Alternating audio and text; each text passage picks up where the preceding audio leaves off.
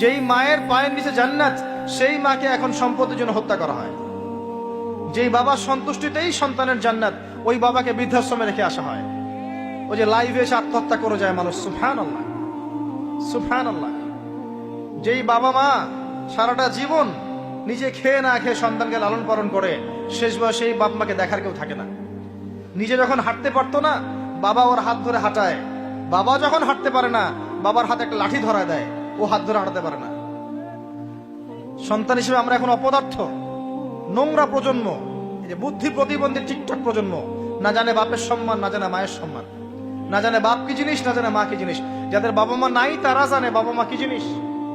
আমাদের মধ্যে যাদের বাপ মা মারা গেছে তারা জানে বাপ মা কি জিনিস, যাদের বেঁচে আছে এরা জানে না। নবী সাল্লাল্লাহু আলাইহি ওয়াসাল্লাম বলেছেন, ওই ব্যক্তির জন্য ধ্বংস যে ব্যক্তি পিতা মাতাকে পেয়েছে, তাদের খেদমত করে জান্নাত লাভ করতে পারে নাই। এই ব্যক্তির জন্য চরম ধ্বংস।